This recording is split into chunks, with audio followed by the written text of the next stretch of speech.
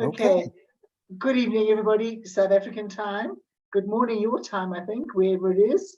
And welcome to our meeting tonight. It's a bit of a different meeting. It's going to be one of our, it's going to be a hybrid meeting. Carrie Jeske, who is our speaker, she has a family event to I don't even know what to call it. She's got a family problem that she needs to deal with, and she recorded her speech for us. But right about 15 minutes before the end, she will be joining us from the hospital where she is, and she'll be taking Q&A. So it was really very interesting, and the manner in which she solved the problem was really great. So thank you very much, Carrie. I'm going to share my screen briefly, which is what I usually do, so that I can just go over a few of our notes. Welcome, Carrie. She's going to be talking about how to make money from your invention, going from your ideas to market. And I would like to make a special mention of Jake, who's actually sorting out our technical requirements for me tonight. Without Jake, I would really be in a very big pickle. So I do appreciate this, Jake. Thank you. Our meeting format, we do need a little explanation. As I've already told you, we're going to be having Carrie live at the end of the meeting, but she did do a recording for us. And her recording covers an overview of inventing and licensing that is going to be quite surprisingly easy to follow, packed full of information, and quite my favorite word in the world, I think, is useful. Because if you can be useful to anything or any cause, believe me, this meeting is going to be very useful to us. Please say hello to us in chat and tell us where you're from. It's a Zoom meeting, so wherever possible, please put on your cameras. Mute yourselves, as we always know. Do not disclose anything that's not in the public domain. Our disclaimers are in place, so any of the material that you use from the meetings that we have, it would be your responsibility to use. Seek professional advice, please, for all your IP questions. We are recording, as you know. And, well, electricity rules okay today. I'm a lucky person. I don't have any load shedding. Our load shedding kicks in tomorrow. So what's very nice is that I'm here, but Jake is actually looking after our recording. Our quote for tonight comes from Louis Foreman. He's an executive entrepreneur and inventor of note. And it's a very simple quote, but I thought it's always useful to remind ourselves, invention is a process. You don't get there overnight. When you're first starting as an inventor, you tend to want to say, okay, well, this is my idea now. Let me just quickly, and then you're not quite sure what the next step might be. But it does take a lot of time, patience, and hard work. So I think that was a pretty good quote just to remind ourselves. Coming up, we've got Picture to the Panel, is on the 20th of August. Our Picture to the Panel is when an inventor has a chance to speak to a panel of specialists, covers all sorts of specialist areas, a patent attorney, several engineers, industrial designers, marketing people, funding people, and they put their ideas forward to get the excellent advice that our panel can offer. It's nothing like Shark Tank. It's not a funding operation. So you don't have to do a tap dance. You just have to talk about your idea. I'm very thrilled to tell you that Stephen Key is going to be dropping in for tea on the 25th of October. He's here in Africa, and he's going to come via Johannesburg going home, and he offered to speak to us. So it's going to be a wonderful opportunity for us to see the man. He really is one of the leading lights in the inventing and licensing arena. He speaks all over the world, but more on Stephen another time. We're about to launch our Safripol plastics competition for kids 4 to 16. Namibia is going to be affiliated to the Triple I soon, and Christine is going to be here, or she's here tonight, and Ging is going. We have an international forum for speakers who wish to show off their achievements and inventions, to talk about your product. So if anybody's interested in that, they can please contact me. And at the end of Carrie's video, she also announces that she will be coming out to Africa to see and speak to us in April next year. So it's starting in South Africa. It's going to be absolutely wonderful to see these people face to face, and to speak to people with such experience and expertise to offer. Without too much more, I'm going to hand over to you, Jake, to start the meeting, because we've got our recording. Get your pencil sharpened. It's going to be a wonderful overview of the whole inventing process. And Carrie will be joining us at about 6:20, I would suggest. So help me look out for her in case I miss her. Thank you very much, Jake. Okay. Now that Celeste has said I'm doing all this wonderful technical work, let's make sure I can actually get it to work. So you should be seeing Carrie. We do. Hi, this is Carrie Jeske, and I'm so happy to get to speak with you, inventors, innovators, business people of South Africa. You have a place in my heart. My son is actually living in Kenya now, and I do hope to come and visit you live. I'm sorry I couldn't be there in first person right now, but I will be available at the end of this presentation. I'm going to call in, God willing, and answer your questions. So please take notes. If there's certain slides that you'd like me to go more in depth into, make a note of that. And when I call in, we'll go back to those slides and talk a little bit more in depth about it. I'm going to try to make sure I keep this to about 30 minutes so I can be sure that I'm available for questions. What I want to talk about with you is the business side of inventing. There are a lot of people out there that are service providers, and they have services worthy of buying at the right time in the right place. But there's also a lot of ways that inventors can spend a lot of money doing the right thing at the wrong time, or the wrong thing at the right time.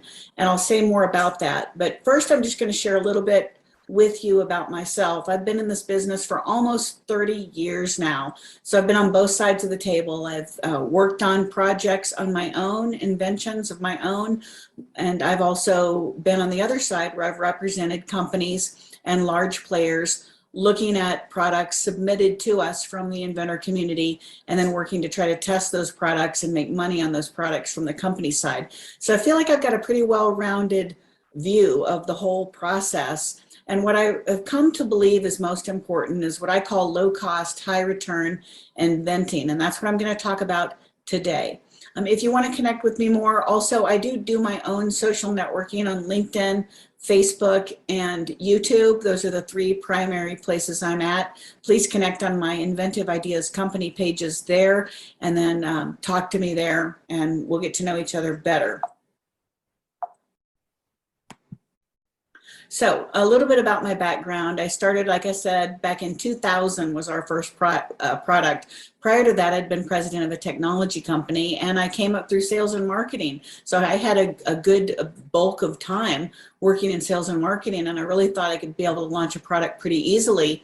My husband and I, who've been married 36 years now, we went out, we got some small business investors, mostly friends and family, raised a couple $100,000. He went to China, and we made this first product called Sport Shade. And, you know, it was a success in a lot of ways. And from the outside, it looked like more of a success than it was. We were in Cabela's, we got in Sports Authority, I got us in Sam's Club and Costco. We did licensing agreements with Budweiser, Coke, Coors Light. So the sales were good. But what I realized is the better we did, the more product we sold, the more cash we needed to sustain it, because you've got to buy inventory. And so the problem became one of cash flow. And this is something I talk a lot to inventors about, because you have to put out cash to buy your product or to get your patent or to do these things. And then when you actually make the product and you sell it into a big store, they may take 30 to 60 to 90 to 120 days before you're actually paid back. So that can be a huge cash flow drain.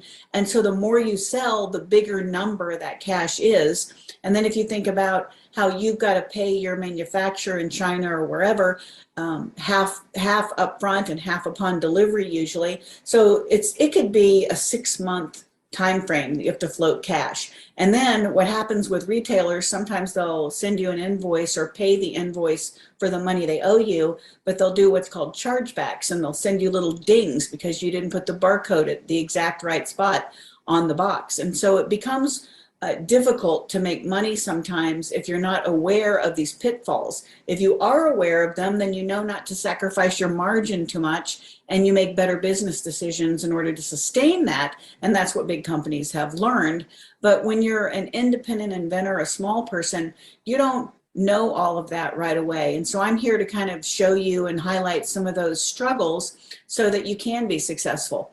The nice thing about trying to invent in today's world is it's a very tiny planet. You can get anywhere, anytime, to anyone. You can have company directories on LinkedIn, tons of resources, information. And I want to just do a shout out to Celeste, because she is working very diligently for your group. I did, if you go down my bio, you'll see that Inventor Center, Kansas City, I did that from 2004 to 2012. I basically did her job. And let me tell you, if you're around her, you know how much effort and energy she puts into it. She's trying to connect with all the right people for you. And I want you to shout out a thank you to her right now. If you just unmute yourself, shout out a thank you to her. Thank you. Now mute yourself again. And help her. Whatever she needs, please help her so that she can continue to grow your organization, and you continue to connect manufacturers in South Africa and around the world, and also business people, innovators. Look in your own network and reach out, because if you can help your group grow, that will make all of you successful. And so one of the things that happened to me early on is I was starting to feel these cash flow struggles with the Sport Shade product. And then I joined the Inventor Center, Kansas City, and eventually became one of the leaders of it and helped to grow it. And I met all the right people and realized there was another way of doing business that I was unaware of. And so that is my point with telling you this. You can look at me up online, but some of the projects that I've been successful with, and when I say successful, it means I've made some money. I've made more money than I've spent. In some cases, a lot more money. And the products that are not up here are the many zillion products that I've tried and been a part of that have not made money. So just to see it candidly from both sides, not all products make money. And they don't make money for businesses, they don't make money for inventors, they don't make money for anyone. And they're good products. And we'll say more about that later. But the ones that do make money, I consider it a success if you make more money than you spent. So just to be also candid, well, I'm not going to tell you about, I'll talk about the money in a minute. Sorry for that. I apologize. All right. As seen on TV products, I want to talk about this category a little bit, because this is the quickest way that inventors can make money on a product idea without having to have a patent. In my experience of 30 years, it's the only category that you can make money on without a patent. Virtually any other distribution channel or manufacturing process does require a patent, because you need something proprietary. And normally that is because those channels move very, very slowly. I think of them as moving kind of almost at a snail's pace in some ways, whereas this category, as seen on TV, makes more money faster than any other category. Now, a lot of people think As Seen on TV is a company. It's not. It's a section of shelves in a retail store. So you've got hardware, you got sporting goods, you got grocery. As Seen on TV, at one time it was a section. Now that is changing. The industry is changing very fast. It's catching up with online retailing finally. Actually at the tail end, I would think. But in any case, This is a category where the products need to be physically small. They need to be able to be shipped direct to consumers, so they can't be very heavy and big and cumbersome. They need to have a retail price point of somewhere around $50, give or take. You could push it up to $100 in some cases, but not a lot over that. And you definitely have to have a really good prototype, and you need to learn how to make a demo video. And these are two things I'll talk about more in a minute, but this is some skill that inventors need to have in today's day and age. You need to be able to make a concept prototype, and you need to learn a video editing software, or find a partner or friend or a colleague that can help you make a demo video so that you can show your product idea to somebody that can help take it further. I'll say a little bit more about that. And if you look at the inventiveideas.com website, on the blog section, the very first blog is how to make a good demo video, and that's worth reading. There's a script there and everything. This as seen on TV category does make really good product focused videos for a minute or 2 minutes of time. So if you want to get good at seeing how professionals do it, just Google as seen on TV, comma, beauty product, as seen on TV, comma, hardware product. Whatever it is your category is in for the idea or invention that you've got, start looking at what as seen on TV products were done in that category, and notice the style of the demo video that you see, and copy it, model it for your own demo video, so that you can get people interested in your product. And they'll be interested when they think it's really a viable idea that's going to solve a problem, and when they think it's something that's going to make money. So these are some of the products I've been involved with in the As Seen on TV product. You can look at this later, research them how you want, but these are all like multi-million-dollar winners that did well, that I got to have a behind the scenes look at and be a part of that distribution process. So that's been very exciting for me. I can't hear your experience. Normally at this section, I'd want to know who my audience is so I could tailor that. So I'm just going to trust that you're people interested in innovation and making money, and let's just move forward on those thoughts, right? So I am doing this as a business. I am a philanthropist, but I am in this inventing industry to make money. And most people that are speaking at groups are in it to make money in some way. So I'm just going to say that right off the bat. I have not more to say about that later. But right now, I want you to think about the 3 ways that you can make money with a product idea.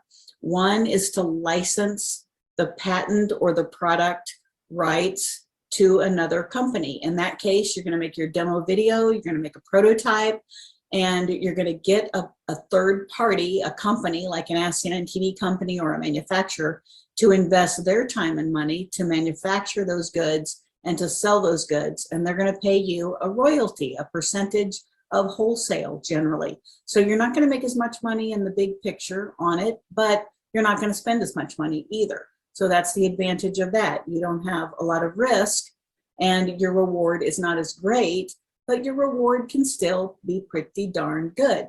Even in the worst case scenario, well, worst case scenario is you make nothing, but a normal case scenario is, let's say that you make 10 or 20 or 30,000 a year in royalties for a period of time. Not so bad. 10 or 20,000 a year is a nice little part-time job. If you can get lucky and make a medium amount, or maybe making 50,000 a year, 100,000 a year, 120,000 a year, even better. If you get super lucky, super blessed, and you hit a big multi-million-dollar winner, then you're off to the races. Congratulations. So that's what I'm talking about when I talk about licensing, is making money on someone else doing all the work. Venturing would be the next way to make money, and that is very common nowadays. You can go and get your product manufactured. You can buy, I call it a garage full of them, or in South Africa, I don't know if you have garages or not, but a warehouse full, possibly. And you're basically going to sell them online to yourself. You're going to sell them online yourself. You can use Amazon, online events, other business-to-business sales methods to sell the product. And then acquisition. And this would come after you did venturing, you have a business worth buying, or you have a patent that is so valuable that someone might want to acquire it. A big company just might be willing to do that. And that's where they're going to give you money up front. Generally, that's all they're going to want to do. It's going to be a bigger amount, but they're not going to want to pay you royalties. I suggest that you wouldn't want to take that kind of a deal. I think that you can get a big amount up front and get some royalties for the life of the patent. Now, a lot of people claim you can get them for the life of the product as long as it sells. I have not found that to be something that's that doable in my experience. If someone else has done that, that's great for them. I do try to do that on every single deal. I just haven't been able to do that. But I have been very successful at getting a lump sum of money up front and then a residual royalty for the life of the patent. So that would be an acquisition. Those are the three ways you can make money inventing. Now, here's what a lot of people do. And unfortunately, a lot of people, by the time I talk to them, they've already blown $40,000 to $130,000 doing the right things in the wrong order. So most people, they're afraid their idea is going to be stolen. So what do they do first? They go out and get a patent. You can file the provisional yourself for a couple $100. You can get an attorney for $1,200, maybe a utility for $40,000 or so. And they feel they're protected then. So they have that expense. The sad thing about that is that 90% of patents issued to independent inventors never return even a dime to the inventor, 90%. Now that's an alarmingly high statistic. So I think that is not the best place to put your money initially, in my opinion. Now, I also want to give the disclaimer, I'm not an attorney. I don't pretend to be one even in real life, but I do have a lot of experience with patents and with making money on them. So I'm going to give you advice from that perspective. The other thing people do is they go public really fast. Like a lot of people go on crowdfunding sites, Kickstarter, Indiegogo. For a while, those sites were wildly popular, and almost all those people were being knocked off by overseas competition, ruthless manufacturers, anybody that could see that product idea that was being funded really well and get to market ahead of them because they have manufacturing and distribution. And good luck fighting them. It's very difficult to fight cross-country in particular, even in the same country. It's difficult when you have to go get a lawyer and go that route. It's a tough road to hoe. And so I don't want to fight those battles. So that's why I don't recommend people do it that way. I say keep your idea private, confidential, make your prototype, your demo video, and let's submit it to companies in a confidential, private way. And what that does for the company is it makes your idea more valuable also because it allows them to get a little bit of a head start.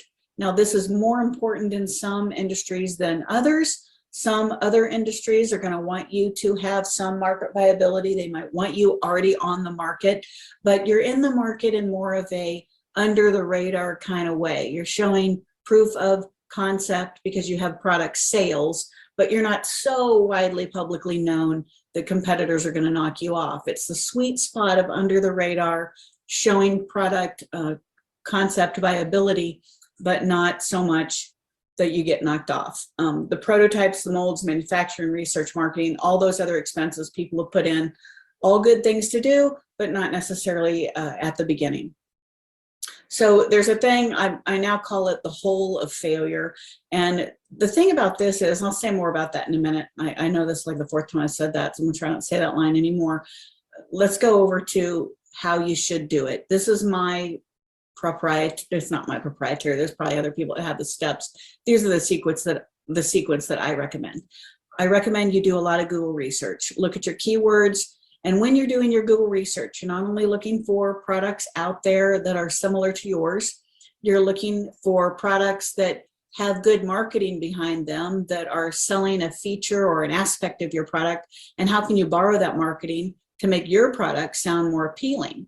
The other thing about research is I always go into Google. I do a Google search and then I go to images. You know how you, at the top of Google, you've got your search, you've got videos, you have images, you have news, different little aspects of Google to search. Go to images, because what that shows you is a whole bunch of pictures, and it's easy to scan page by page and just look through those pictures to see if one of those ideas seems like yours. If you see something that does seem like yours, you want to drill into it, and you want to look at what are the keywords being used to describe it.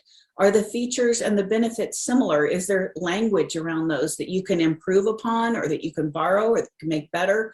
And this is all stuff you're kind of putting together for your own sell sheet that you're going to need down the road when you want to get people involved.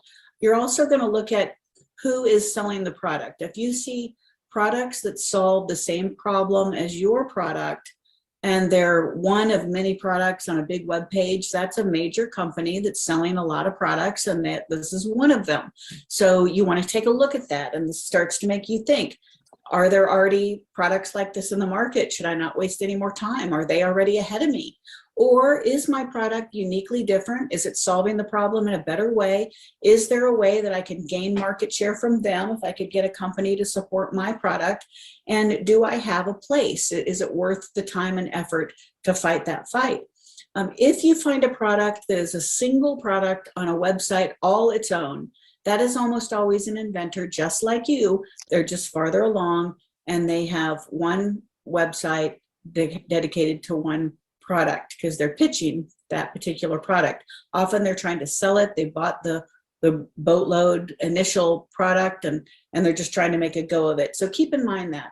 So what I say is do that research and then make yourself a good prototype. After you've looked at what else is out there, come up with some unique features to your product that you think would be really meaningful, things that would not be too hard to make, not be too costly to make, but would also provide a significant value or benefit to the user over what's already out there. Or if nothing's out there, then you're providing a benefit.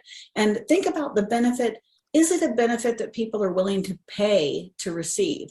Because we know from looking at different products that have not succeeded, some products are solving a problem, but unfortunately consumers have said, we will not pay to solve that problem. So we recognize it's a problem, we won't pay to solve it. If you happen to hit on one of those, it's just not going to be a successful rollout. And so, really think to yourself soberly, think, is this really a benefit to consumers? Is it something that can be of value to them?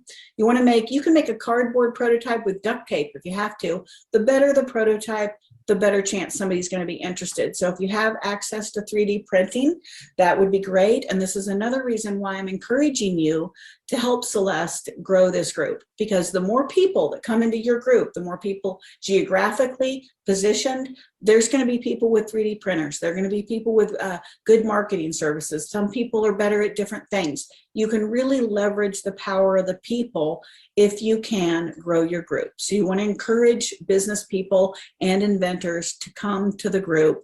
So you want to be able to make the best prototype you can. And that's going to show off your product well. You want to also make a demo video, and that's the 2-minute or 1-minute quick demo video that's going to gain interest from somebody like me or someone else that can help you move your product along. At that point, there's going to be some testing. And this is why on the slide there, I put do the research, the prototype, the demo beforehand. Another step in there that I would say is develop your hit list of potential prospects. That's a critical step. I don't have that as a little cog in that funnel, but I'm going to add it. So research 1, prototype 2, demo video 3. Number 4 is you're going to develop a list of people that might want to license your product. So as you're looking at the competitors there, if you see that company and it's one product on a whole bunch of other products, you see it's a company, that is not a competitor. That is now a prospect if you want to license it to them. So write that company, that manufacturer's name down. Now, please do not confuse a retailer with a manufacturer. This is another big mistake people make is they think, oh, Home Depot is going to license my product. No, they're probably not. Home Depot buys finished goods from manufacturers. They don't license products. They're a seller. They're not a maker. And so you need to find, if you go into any local store that you have there in Johannesburg, any store, you go into it, look at the section of the store where you think your product would be, and look at the companies selling products in that section of the store. Physically take the product off the shelf. On the back, it'll say the manufacturer. That's your prospect, that manufacturer. So you want to take that, and then you want to find a list of competitors to them, because these are companies making product in the category that you have an idea. Those are your prospects. You can get to them using LinkedIn. There's a variety of other ways. We can cover that on a separate talk if you want, but that's your step 4, is to build that list. Now, keep in mind, that's a lot of steps. Now, you haven't patented it yet. Patent is step 5. All right. So what I'm saying to you is a lot of people are pitching, doing a provisional patent nowadays, which I like the provisional patent because it's less expensive. But the problem with it is you start a time clock. You start a 12-month time clock. And why in the world would you want to start a time clock on yourself that requires you to license your product in 12 months or to file an additional utility patent, which is more money? Why would you want to start that time clock on yourself if you don't have steps 1, 2, 3, 4 already done? Because think about it. I mean, if you file a patent, congratulations, you have a patent number now, but what are you going to send them? Who are you going to send them? Are they even interested in what you send? Do you even know who to send to? All that stuff takes months of time to do. And so what I'm saying is get your research done, figure your sell sheet out, do your prototype, make your demo video, go ahead and reach out to these companies, and I call right on in and find out who's the one that is even interested in licensing a product. And then I can talk to a person and not tell them my idea. I can talk to them and say, hey, do you accept ideas from product developers and innovators? And if they say no, you're not going to change their mind. Just thank them and move on. If they say yes or maybe, then you want to find out what is the process already and who's involved in that. If you can get names, if you can get emails, if you can get phone numbers, gather as much information as you can. You still haven't told them your idea. You're just trying to call in. You don't even have a patent yet. And so that's what I recommend you do. And then if you do file a provisional, then the minute you file that provisional, literally the second that you have that number and you are confirmed in the patent system, you get to work prospecting. That's what I recommend you do. And then a company is going to test it. So you can see my process there, and I think there's clarity on that. If you want to talk more, the only time I ever ask you for money is if you do a deep dive invention consult. You can pay me $50 and I'll spend 30 minutes with you and I'll give you all the direction you need. That's the only time I'll ever ask you for money. After that, I'm trying to help make money for both of us. And I'll say more about that later. I'm all about protecting your money. Be very careful how you spend it. You need to guard your money like a junkyard dog. You only have limited resources. Listen up. I see big companies blow $500,000 to $2 million in 2 years of time on a product that fails. They can do that. They've got the cash flow to do it, and they've got the distribution channel and got all the resources to do that. You as an independent inventor cannot make that kind of mistake. It's your kid's college, it's debt on your credit card, it's a second mortgage on your house. It is not worth it. And so, you know, I know what it feels like to put money on debt into a product because I believed so starry-eyed that it was going to be successful, only to find out that it took a lot longer and was a lot harder than anyone could ever imagine. And so, you know, every now and then there are people that just don't, they just hit it easy and lucky and great for them. But for the vast majority, there's a little bit of a learning curve that goes on. So I'm telling you, do not blow your money unless, you know, unless you're absolutely certain that it's the right thing to do. So you basically have in the inventor community, you have inventors that think they know more than other people and they're willing to sell their advice to you as some kind of an expert, and they want you to pay them for that advice. Maybe it's good, maybe it's not, I don't know. Then you have service providers, and these are people that want to sell you a service. They want to sell you a website, they want to sell you a demo video, they want to sell you coaching services, they want to sell you prototyping services, marketing services, patenting services, legal advice. These are all things that you need, and it might be a good idea to spend money on them. Just make sure that if you're going to spend money on them, you know exactly what you're going to get, and you make sure you get that. And I usually, whenever I'm going to buy something from a service provider, I always want to get 3 quotes. I want to get 3 quotes, and I want to know what my options are, and then I'm going to pick the best service provider, you know, hoping to get what they claimed they would deliver. That's what I want to do. So just know that service providers, they don't have a vested interest to tell you your idea is not good. They don't, because they're selling something. And so make sure that if you're going to buy it, you're not just happy that someone likes your idea and you're willing to give them money. because, you know, it's easy to like your idea and take your money. It's much harder to tell you, I don't know if this idea is going to work. You might want to really rethink it. You might want to get some other counsel. You know, you might want to consider some of these roadblocks. Keep that in mind. So guard your money like a junkyard dog. You're going to have to spend some money to make money. That is true. But you want to make sure that you spend it wisely and you spend it at the right time. Save it. Okay, submission assets. When you're going to submit your product, I need to look at the time. I think I'm getting close to not being out of time. I want to stop myself now and then maybe I'll come back if I have time. Okay, I'm back. Your submission assets are going to be your prototype, your demo video. This is what you're going to submit. You don't want to send a large video file to anybody. You want to send a link to a posted video. I like YouTube on unlisted, there's 3 settings on YouTube. There's public, private, and unlisted. I like to do the unlisted, not the private, because that's only you, not the public. We don't want the public knowing, but the unlisted, only the people you give the link to. And that shows you the view count. So I really like that. I'm moving quickly on some of this. Submitting your product line, you're submitting your product ideas. Just always put the product name in the subject line. A lot of people don't do that. The hole of failure, this is where, okay, so you'll say you're submitting your product idea to companies and they're telling you no. Sometimes they're not going to contact you at all, but if they do contact you and have the courtesy to tell you no and engage with you, you want to find out some information. Remember I said big companies test product all the time that fail. I call it the hole of failure. If a large company tested a product and it didn't sell, then guess what? They didn't file a patent on that. And so it's not going to come up in a patent search. If a big company spent a lot of money on a product and it failed, guess what? It's not selling on the market anywhere. They didn't make it.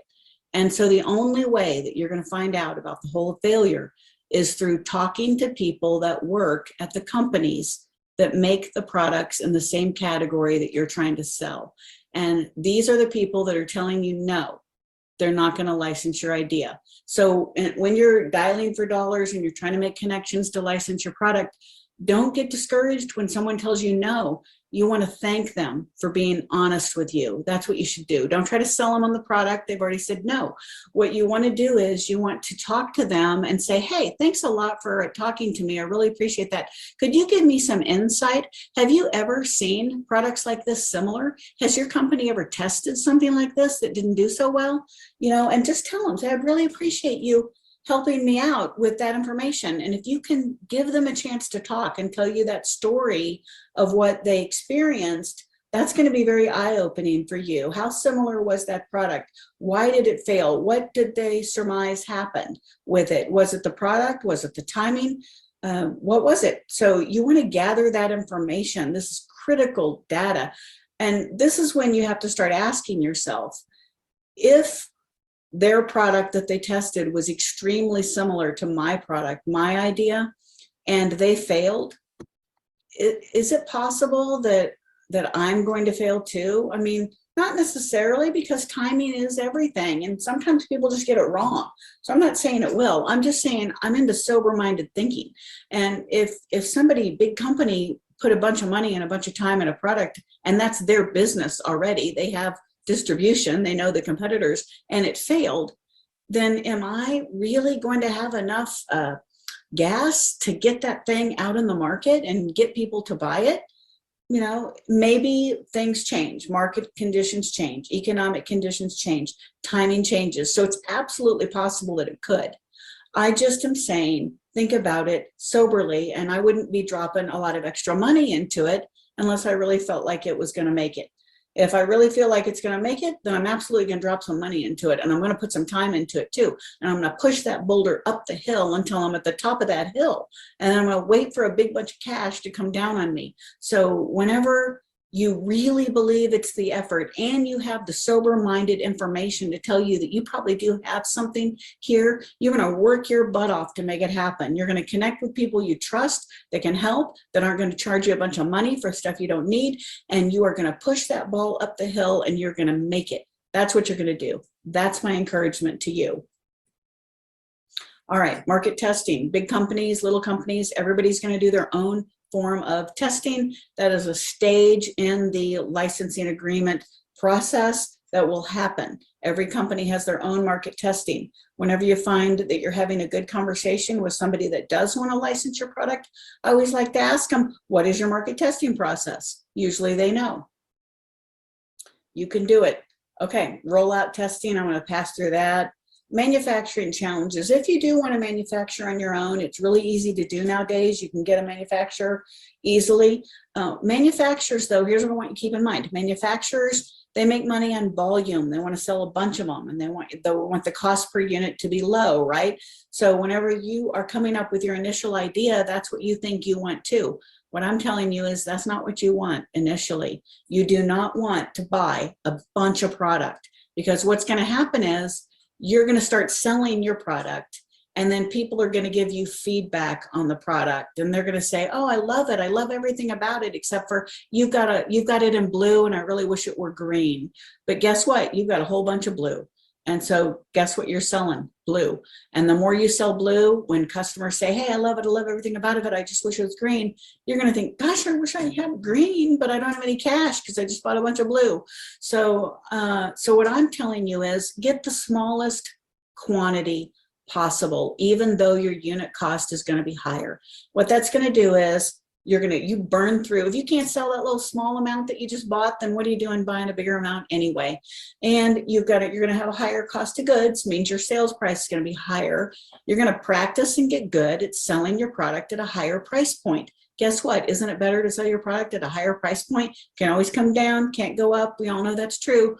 So what I'm saying is get it selling at a higher price point, create enough value that people will buy it at a higher price point, buy a smaller quantity, because when you get that feedback, I wish it were this, that, or the other, and some of that feedback you think, nah, and other of that feedback you think, yeah, I really need to incorporate those changes. Consumers know what they're talking about. They know what they like. Those are good changes. Get those changes incorporated. Now you have cash because you just sold these units at a profit, at a bigger profit. And now you have cash to go buy another amount and maybe pocket a little bit. So that's my manufacturing information. Licensing and royalties. The thing about royalties is inventors always get caught up on the royalty rate. Like, is it 3%? And 3% is not as good as 10%. And 5% is not as good as 10%, and so on. And I'm saying that is not the right math formula. A royalty is a percentage of volume. So it doesn't really matter if you get a 1% royalty, if you get it, or if you get a 12% royalty. That doesn't matter to me. I don't think you're a better inventor or a worse inventor because you got a 1% royalty or a 12% in royalty. You know, it makes me think you're a good inventor and good business person is if you made more money. That's what I think makes you a better business person. So if you got a 1% royalty and you made a bunch of money, let's say you made $330,000, you got a 5% royalty and you made $50,000, who's the better inventor? Who's the better business person? What's the better product? You know, I think the cash talks. I am very focused on making money. I want to make good business decisions. And part of that is understanding the math of royalties. So if for example, you have an $11 wholesale and you got a 3% royalty on that, but the company was going to sell 2 to 4 million units, that would be $330,000 for every 1 million units sold. Not bad. Some industries, they're going to blow that product out and they might sell 2 to 4 million pieces a year. Other industries, if they sold 50,000 pieces a year, that would be good. So that's another thing you need to figure out is what arena are you playing in? Are you playing in just a small stage at a bar somewhere? Or are you at the main soccer field or the main football field, the main arena, the big show? Where are you at? And it's important to know that because the volume of sales is what the percentage should be figured off of, not just arbitrarily saying I want a 1% or a 12%. So just think about that. Royalty options. I think the best royalty option is to have your royalty rate be off of the wholesale value. So what I'm seeing is on the right hand side here, so licensing profits on sales, your revenue minus your cost of goods equals your gross profit, right? There's revenue on direct to consumer, revenue on wholesale. I think it's best to put the royalty rate as a percentage of wholesale or direct to consumer goods. That's easy math, and it's accounting principles that are easily auditable. What I see happening in a couple of cases, and just the last couple of deals in particular, I had manufacturers that wanted to pay what's called a net profit. And this is something that I pay attention to because I get inventors that call all the time. They'll do the deep dive, and they'll start out by telling me that they were offered a 30% royalty. That's what they'll say. Immediately, I know that they don't know what they're doing, because they're not going to get a 30% royalty. What's happening is somebody's telling them that they're going to get a 30% net profit. And they're using the term net profit and confusing it with the term royalty. And so my other advice to you is know your business terms, because net profit is a different accounting term than royalty. Net profit comes off the net profit. It's an income statement. So if you've got revenue, you got less your cost of goods equals your gross profit. And then there's expenses that come after the gross profit, expenses with facility, with employee salaries, marketing, and other kinds of expenses. And that equals a net profit. So often you'll hear, like in the States, we say, oh, you don't want to make profit because you don't want to pay taxes. All right. So think about it. If I'm a manufacturer and I'm going to pay you 30% of my net profit as what you think is a royalty, is money that you're going to get for your product. And then all of a sudden, do you control my facility costs? No. Do you control my employee salaries? No. Do you control my marketing costs? No. So if I have very little net profit, what's 30% of very little? Very little. Whereas on the other side, if I have a wholesale number is tangible sales. That's my revenue, and less my cost of goods equals my gross profit. On the income side, my revenue is a tangible number. I sold X units for X amount of revenue. That's easy to do, like a 2 or a 5 to 7 or a 10% royalty, and it's easy to audit that math and to have it be true. Those are the best agreements. And so when I'm looking for a licensing agreement partner, I'm trying to figure out, are they legit? Are they really wanting to have a win-win where we both win and I get paid and they get paid? Or maybe they just haven't worked with inventors and they don't know. And that was the case with one of the inventors, the manufacturers I was working with, that offered a 30% net profit deal because they really thought they were doing the right thing by the inventor. And so I had to, because they'd never really worked with inventors and they never had really done it before, and they really thought they were doing a good service. And I said to the gentleman, I said, listen, I know your heart is in the right place and you're trying to do the right thing by this inventor. But what's going to happen is after 2 years go by, you're the one spending all the money. You're funding that cash flow problem that I talked about earlier. You're funding all the cost of goods. You're funding the marketing. You've got people that you've hired to do this job. Some of them are good and some of them are not. Sometimes you lose money. Sometimes you don't. On the people, you've got marketing expense. Sometimes it works. Sometimes it doesn't. You're taking all the cash risk. And after like 2 years of paying me 30% for sitting at home and on the beach, you're going to be hating me. And you're going to start not wanting to pay me that 30% anymore, because you're not going to think it's fair that I get 30% when you're doing all the work and spending all the money. And guess what? It's not fair. And so it's not going to work. You're not going to want it to work. And so you're going to start squeezing me out. That's what you're going to do. You're going to squeeze me out because you're going to be sick of it. And I don't want that to happen, because I want us to be partners for the long haul. I'm a long-term relationship woman. I've been married 36 years. I've lived in the same house for, 29, 31 years, something like that. It's like, I'm a long-term person. I'm a stayer. Some of my best friends are from kindergarten. I want to know you for a long time. I'm not a short-term kind of person. So I want a win-win relationship. And that's what most good manufacturers, that's what they want to. They want a win-win relationship. They want to pay you what you're due. They don't want to overpay you. They will underpay you if they can, but they don't want to steal your idea. They don't want to rip you off. Most of them don't. They really don't. They just want to make money. Now, there's always some bad eggs in the group, but most of them do want to pay you what you should be paid. Most of the time, the inventors have a little bit of an overinflated idea of what they should get, and that's a conversation for another day. Okay, royalty notes. The greater the sales volume or units sold, the lower the royalty rate's going to be, because the more money it costs to sell more units, so you're going to get a lower percentage, but it's still going to be a lot of volume. The more expensive the startup costs, the lower the royalty rate will be. If they got to put in, this one deal I did, the guy had to put in $2 million and these expensive steel molds, and so the royalty rate's going to be a little bit lower in that case because he's got high startup costs. More niche the product is, the higher the royalty rate, but the lower the volume. So if it's a niche thing, it's like only for people that fish, or only for people that play baseball, or only people that, you know, ride horses, then it's going to be a niche product with a higher royalty rate. But those products don't sell as many units generally as something that's more of a mass market, everybody can use it kind of product. So the volume will be a little lower. Products that have a life cycle. This is something to keep in mind. These royalty rates don't keep going forever. You know, I mean, we all love to count the cash when we have it, but keep in mind the cash does not keep coming forever. Products have a life cycle. There's a patent end. Products sometime end before the patent, sometimes they end after the product. After the patent, there's a life cycle. At some point, the royalty rates are going to dry up. There's usually a bell curve. It starts slow and then it builds, it gets high, and then it goes down again. It's a bell curve. And what I find is a lot of people, they're all, you know, sad at the beginning, and then they start spending way too much money, and then all of a sudden it's up here at the top and they're blowing money like crazy because they've never had it before, and then they're poor, and then all of a sudden the royalty rates dry up. I'm saying find some good investment counseling, put your money and your assets into something that's lasting.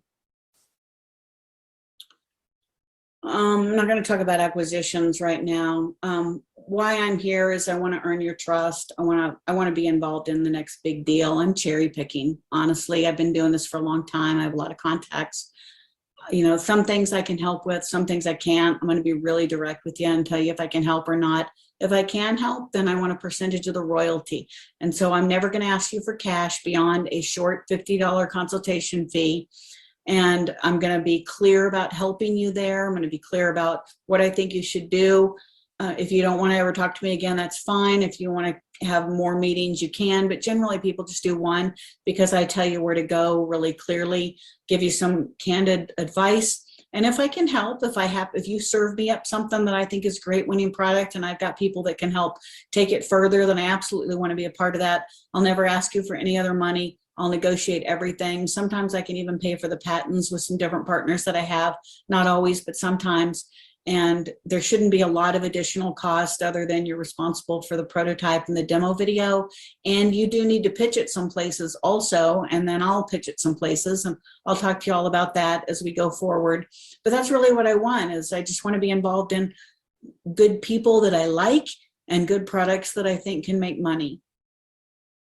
I do want to give back, and I would like to help support your group in some ways. One is I really hope that I can come to South Africa next April 2023. My son got married to a woman that lives in Kenya. I visited Kenya just 4 months ago, went on a wonderful safari on with the wildebeest migration. It was absolutely spectacular. And I would like to come to Johannesburg and speak to your group in person, get to know you better. I would like to bring my son and his wife from Kenya to have a nice vacation in Johannesburg while we're there. And hopefully that can work out. So let's see. You build your group and get yourself a big bunch of people there, of entrepreneurs and investors and manufacturers and retailers and anybody in Johannesburg, South Africa that wants to get the country, you know, up and going and innovating and selling good product. Invite them and get them to come. Get creative people there, and let's do something. I'd like to help. I really would like to help you guys. There's something about the deep dive, and that's really the end of it. I'm glad I got to talk to you. Hopefully I'm getting on the phone now live and we can talk. If not, then that means it hasn't been a good report with my dad, and appreciate your prayers. Thanks. Okay, this is very nice. Do you see that we've got Carrie with us? Hi, That hand is Carrie. that's where I am. Hello, Carrie. It's very nice to see you, and a very big warm welcome. I'm almost speechless from all the information that you offered so readily and so clearly. And of course, I'm sure there are going to be lots of questions, or at least I know I've got a couple. Can I just hand the floor over to you for the moment, Carrie, just to say hello to us and ask what you might want to ask or whatever? Yes, thank you so much. I really enjoyed doing it. I know it is a lot of information. I tend to like, it's like drinking from a fire hose, so they say. So please ask whatever you want. I'm in a little bit of a noisy background at the hospital here, and there's sometimes people talking on the way by, but I'll try to, hopefully you can hear me good. So please ask We hear whatever you you very want. well. Good. No question is too simple, too forward, you know, or I just want to be able to help you as honestly and candidly and transparently as I can. So please ask whatever question you truly want to know the answer to. This is the time. I don't have all the answers, but I certainly have an opinion. So. Is there somebody who would like to ask a question? Is there somebody who'd like to start off with? Nick, would you like to go ahead? Hi, thanks, Celeste. Hi, Carrie. Hi. Hi, I'm Nick. I'm from South Africa. And thanks. I echo Celeste's sentiments. I'm totally blown away by what I've just heard. I mean, that was a cascade of invaluable information, and I'm so grateful. Thank you. You're welcome. I've taken down endless notes, but I'm certainly not going to try and grab valuable time because others want to talk. And you've given so many bits of pieces of information on the way that some of them, you know, you've answered. But one of the things I made on earlier was this, as seen on TV, grabbed my attention a lot. I didn't really grasp the concept that well. And, you know, there's a strong reference to no patent. I am currently have sold my license rights to a USA company. I'm far down the line. I'm new in this game. So I'm an old dog, but I'm relatively new in the world of invention because it came late in my life after I retired. I got totally trussed up in the whole thing of patenting. And I did spend quite a lot of money on it by my standards. And listening to you talk, I really understand what you're saying. That really comes at the end of the journey. And seeing that bit about as seen on TV and what you said further about sending videos and information to potential licensees, are they? Always get mixed up there. That's not that critical. And people aren't waiting to steal your ideas. And you did mention, and I agree with you, the vast majority of people are good. I think so. So just my question, I guess, in a nutshell is, can you just elaborate a little bit on as seen on TV? Yeah, can I just interrupt there a moment? You've seen Verymark. You've seen the ads that the kind of TV exposure that Verymark has. Yes. That's almost the as seen on TV concept. Okay. If you think of the Verymark style product, yeah, you know, it's a chopper, it's a kitchen utensil, it's something simple, quick, easy, and a quick sale. Sorry, Carrie, I was just bringing that up because we've got this company in South Africa, Verymark. They've also got stores that are open with their product, but for the most part, they've also done online. But sorry, I just wanted to bring that to Nick's attention. Yes, Not such a foreign concept. That is a very good local reference that you have. And those are the exact kinds of products. If you go into those stores and look at those products, they're all things that are highly unique. So many of them are, I call them gap fillers. There's not exactly something out there that's doing the same thing. It's generally so unique. So that's a critical component of a good product for that category. is one, it's unique. The second thing is it's got to solve a problem that is significant, something that everyday homeowners have. Generally, the target market is a female buyer age 45 to 75. Female buyers age 45 to 75 buy 90% of the consumer goods on the planet. So it's a wide audience, something basically every homeowner or apartment dweller in South Africa could enjoy. You want to think in those terms, something wide like that.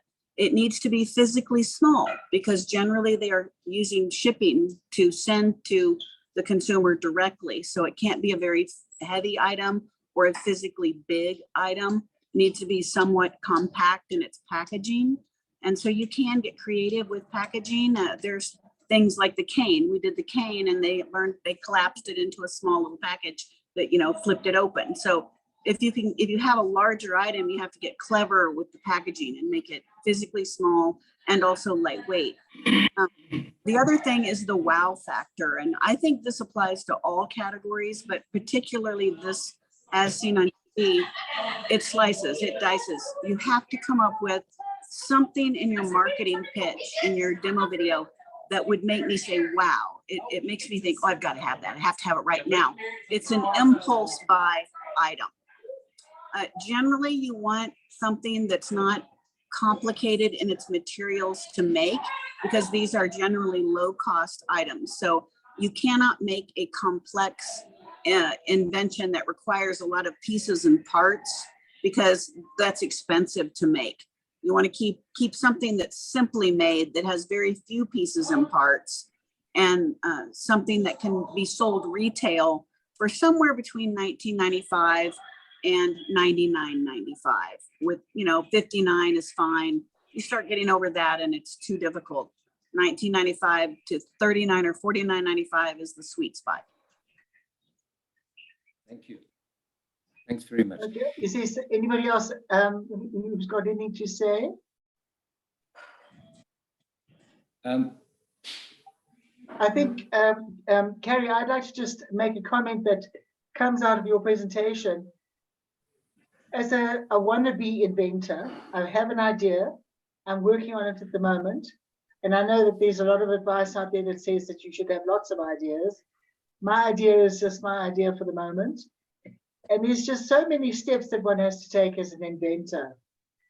But one thing that I realized in terms of your presentation was the business side of inventing. You need to develop skills along that side as well as your sell sheet, doing the research, making the prototype, whichever order that should come in. And what was particularly useful was your discussion of royalties, because as you say, people get stuck on how much, a higher royalty means it's a better product, or a lower, it's not. It would depend on, of course, the product, but also depend on where you send it to, where you sell it to, or how you sell it, online, through stores, through a distributor. Are you venturing it? Have you licensed it?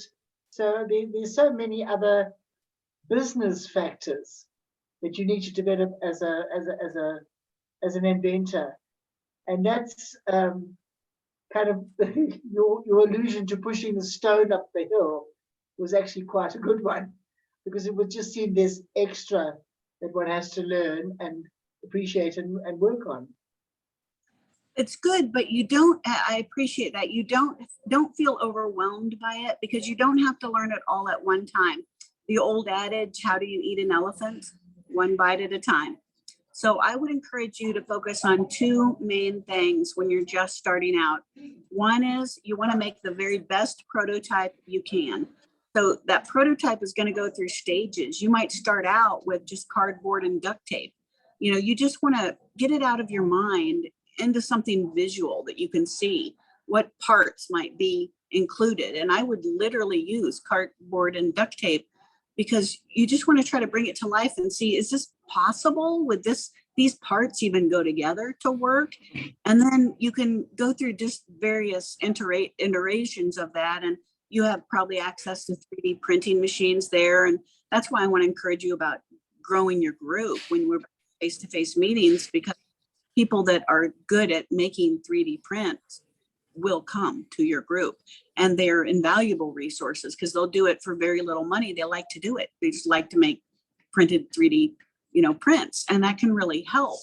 You do want to get non-disclosure agreements signed, and you want to be careful about who you share your idea with in the early stage. But the main thing early on is focus on making that good prototype.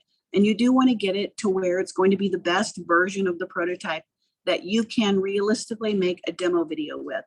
In my belief, the least expensive, two most valuable skills an inventor needs nowadays is the ability to make that prototype the best they can with limited resources, and also the ability to make the demo video. And that does require some practice with video editing and learning how to make a good short 1-minute video. The very basic can be just me putting my camera like this on my little prototype and explaining to you what it is.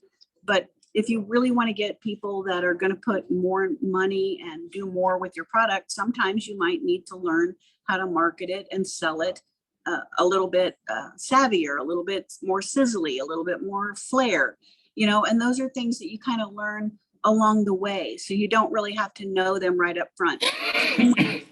Skills and the prototyping, the royalty rates and the contract. You don't really have to worry about that if you're just at the point where you don't even have a prototype. So what I think is a good idea is don't get overwhelmed by the fact that there's a mountain to climb. It's going to be a fun journey.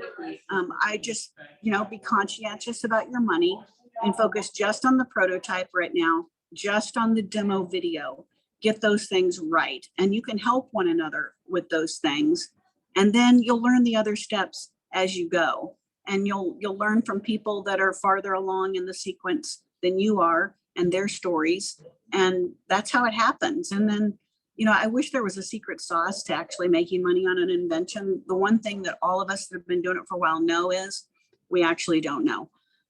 There is just, sometimes it's either luck or divine providence, whatever you want to call it. Sometimes the forces just line up. Sometimes products don't succeed today and then they succeed 5 years from now. Other times they never succeed. Other times you put them out and they just succeed. So it's really all over the map, and it is a wonderfully fun process. So don't be overwhelmed by all of it. It's just like any other task in your life. You get better with experience. And so just keep trying, just keep going. Okay. Are there any other questions, or can we say goodbye? Nick? Somebody put something in the text.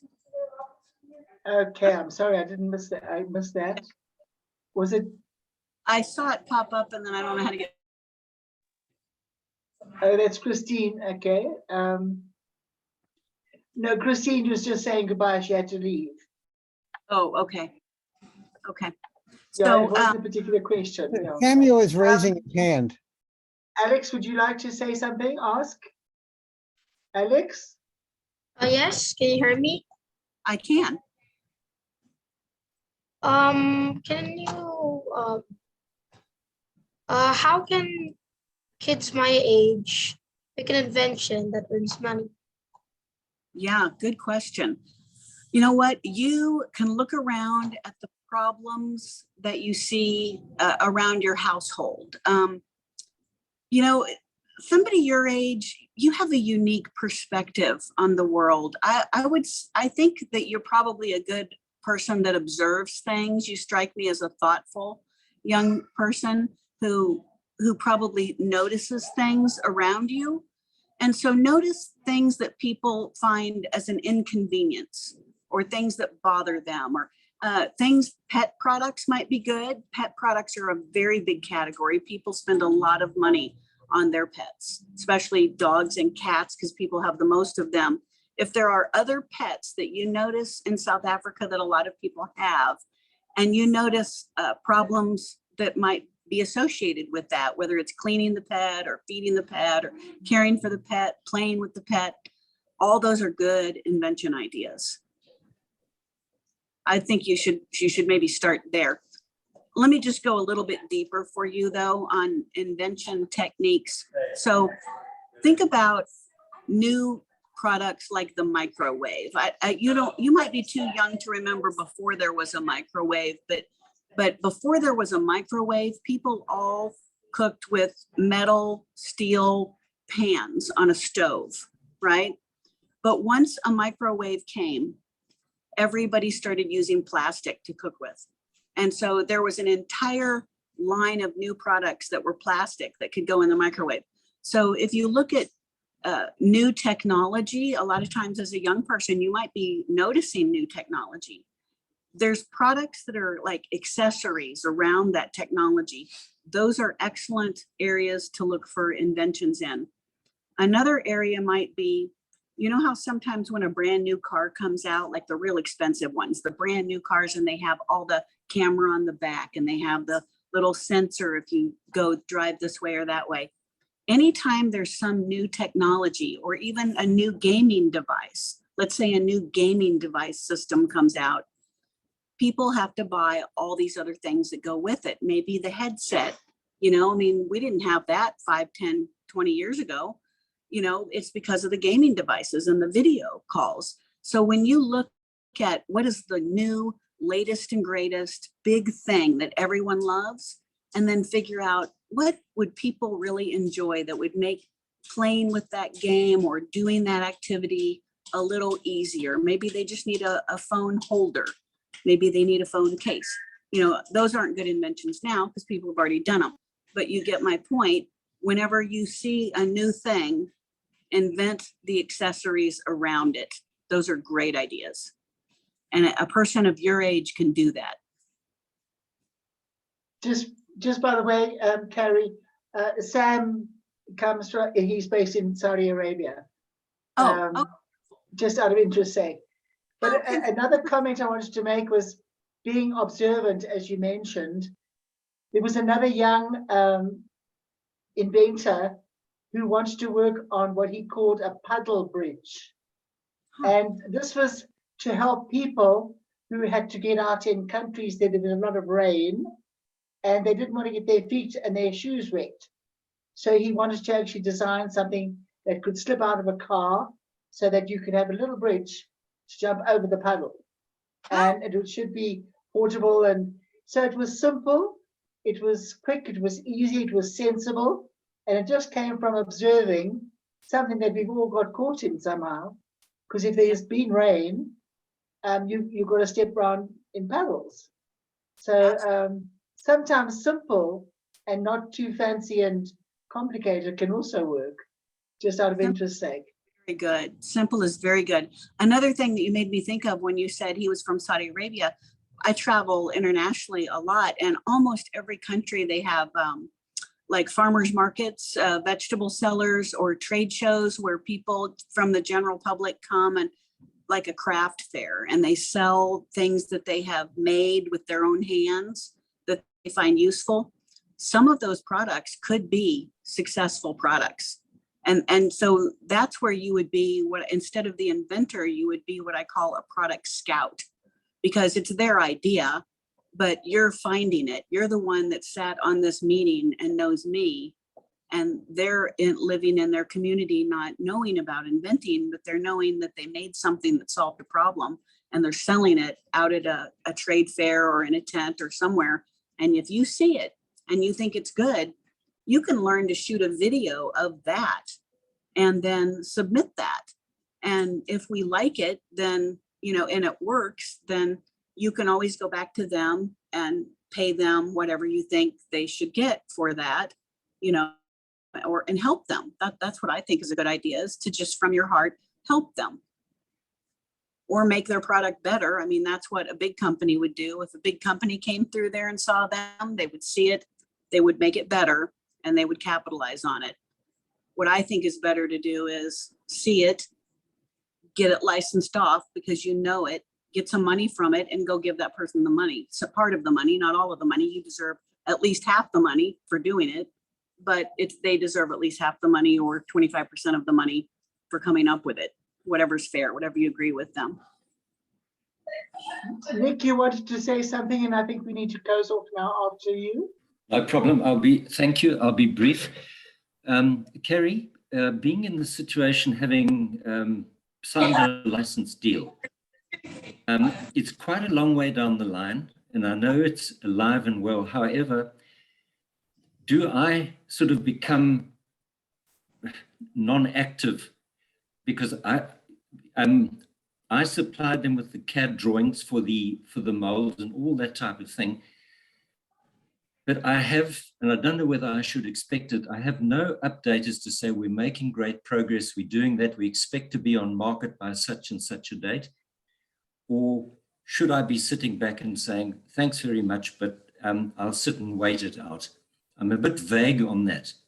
Yeah, for me, not knowing the specifics of your particular agreement, there are a lot of licensing agreements that are signed that I don't think are good agreements. I don't know, all the details of yours, but there are a lot of components of the term sheet that have to work together so that they can make money and you can make money and feel good. And so, I think, I'm guessing there might not have been an advanced royalty or a payment of money up front. Was there some money that you got upon signing?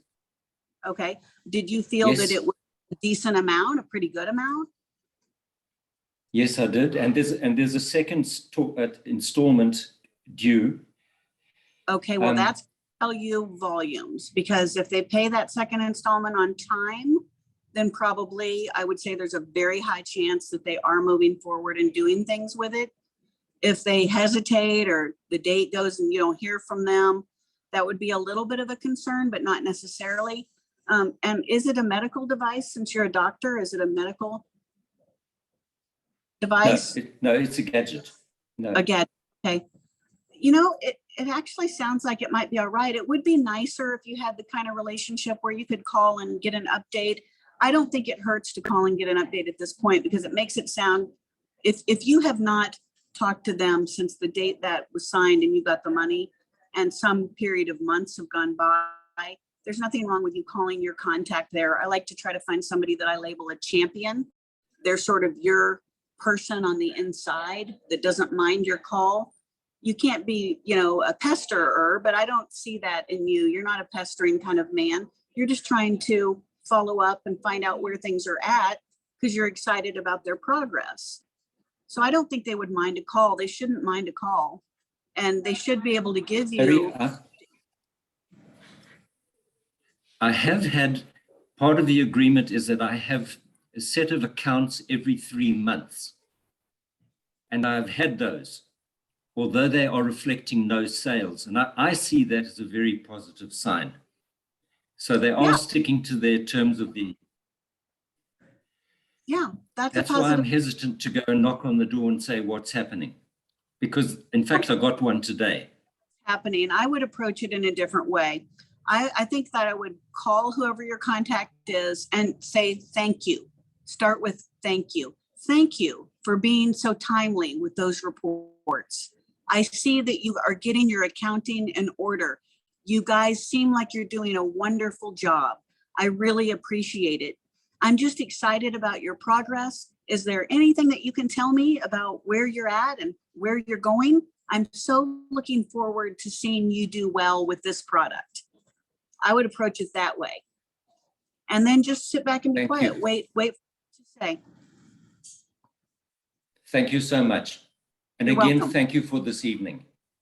You're welcome. Thank you. I really have enjoyed all of you, and hopefully we'll talk again. Okay, I would like to say thank you very much, Carrie. Thank you very much, Jake, for recording. And we should stop recording now. We can say goodbye and thank you.